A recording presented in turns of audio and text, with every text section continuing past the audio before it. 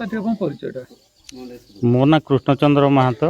ମୁଁ ଘୁଙ୍ଗି ପ୍ରାଇମେରୀ ସ୍କୁଲରୁ 2024 ମେ 31 ତାରିଖ ରିଟାୟାର୍ଡ଼ ନେଲି। ମୋ ଘରଟା ମଧ୍ୟ କୁଣ୍ଢେଇ। ଆଉ ମୁଁ ଜଣେ ସମାଜସେବୀ ହିସାବରେ ବର୍ତ୍ତମାନ କାମ କରୁଛି। ଆଉ ସାର୍ ଏ ପଛପଟ ଘର ଡାହାଣ ପଟ ସାମ୍ନା ଘର ଦେଖୁଛି, ଏସବୁ ଅବସ୍ଥା କ'ଣ ଟିକେ କହିଲେ?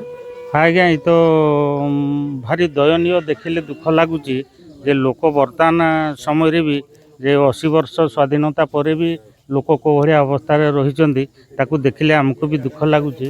ତ ଏମାନେ ସବୁ ପଲା କୁଡ଼ିଆ, କିଏ ପଲିଥିନ୍ ଟାଙ୍ଗିକିରି, କିଏ କାହାର ଘର ଅଛି କିନ୍ତୁ କବାଟ ନାହିଁ। ଇଏ ତ ଆଜ୍ଞା ସାପ ଅଞ୍ଚଳ, ହାତୀ ଉପଦ୍ରବ ଏଠି ରହୁଛି କିନ୍ତୁ କବାଟ ନାହିଁ, ଝରକା ନାହିଁ।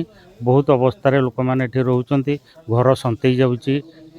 ଗୋଟେ ପାଖ ଆପଣ ଗାଈ ଗୁହାଳ, ଗୋଟେ ପଟ ତଳେ ସେମାନେ ଶୋଉଛନ୍ତି। ସବୁବେଳେ ସାପର ଭୟ ରହୁଛି, ହାତୀମାନଙ୍କର ଉପଦ୍ରବ ରହୁଛି। କେତେବେଳେ ଆସିକି ବି ହାତୀ ଗାଁରେ ପଶିକି ଘର ଭାଙ୍ଗି ଦେଉଛନ୍ତି।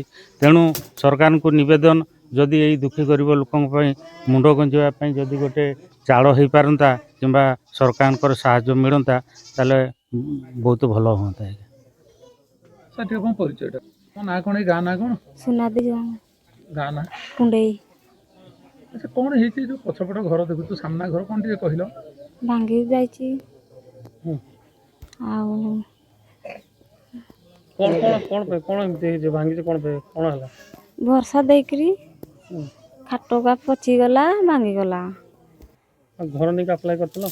କରିଥିନୁ ତ କାହିଁ ଆସୁନି ଆମର। ସେ କୋଉଠି ରହୁଛନ୍ତି? ବାରଣ୍ଡାରେ ରହୁଛନ୍ତି। ବୁଢ଼ା ବୁଢ଼ୀ ମାନେ ଆତି ଉତା ଆସିଲେ ଏଇ ବାରେ ବୁରେ ଶୋଉଛନ୍ତି। ଆଉ ଆମର ପାଇଁ ଘର ଗୋଟେ ଦେବ। ତମ ନାଁ କ'ଣ? କହିଲେ ଜଙ୍ଗ। ତମେ କେତେ ଭାଇ ଭଉଣୀ? 4 ଭଉଣୀ। କେତେ ଭାଇ? ବାଇ ଗୋଟେ।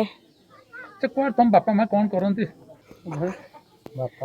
ବାପା କାମ କରି ଯାଇଛନ୍ତି କୁଆଡ଼େ? କଟକ। ସେ କ'ଣ ଏଇ ଘର ତମ ତିରପାଲ ପଡ଼ିଛି, କ'ଣ ଟିକେ କହିଲ? ପାଣି ହେଉଛି। ଆଉ ସରକାର ଘର ପାଇନ? ନାହିଁ। କେମିତି ରହୁଛ ଏଠି? ଡର ଲାଗୁନି ଘର କେତେବେଳେ ଭାଙ୍ଗିଯିବ? କ'ଣ ଡର ଲାଗୁନି? ଡର ଲାଗୁଛି। କେମିତି କ'ଣ ରହୁଛ? ରହୁଛି ସେମିତି ନା। ଆଉ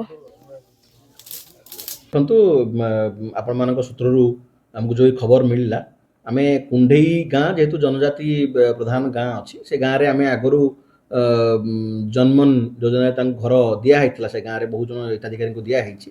କିନ୍ତୁ ଯେମିତି ଆପଣ କହିଲେ ଯେ ଏଇ ଯେଉଁ 2ଟି ପରିବାର କଥା କହିଲେ, ଯେଉଁ ପରିବାରରେ ଅସହାୟତା ଯୋଗୁଁ ସେମାନଙ୍କର ଘରର ଅବସ୍ଥା ଠିକ୍ ନାହିଁ କହିଲେ, ତେଣୁ ବର୍ତ୍ତମାନ ତା ପାଇଁ ବି ରାଜ୍ୟ ସରକାରଙ୍କର ଯେଉଁ ଅନ୍ତ୍ୟୋଦୟ ଗୃହ ଯୋଜନା ଅଛି, ବହୁତ ସୁନ୍ଦର ଯୋଜନା, ଯେଉଁଥିରେ କି ଆମେ ଭିନ୍ନକ୍ଷମ କୁହନ୍ତୁ ବା ଓମେନେଟେଡ୍ ହାଉସହୋଲ୍ଡ କୁହନ୍ତୁ ବା ଅନ୍ୟ ଦୁଃସାଧ୍ୟ ରୋଗରେ ପୀଡ଼ିତ ଲୋକମାନଙ୍କ ପାଇଁ ଗୃହ ପ୍ରଦାନର ସୁବିଧା ଅଛି। ଆମେ ବି ଏ ବର୍ଷ 2 ବର୍ଷ ଭିତରେ ପାଖାପାଖି 4,500 ହିତାଧିକାରୀଙ୍କୁ ଆମ ଜିଲ୍ଲାରେ କାର୍ଯ୍ୟାଦେଶ ଦେଇଛେ।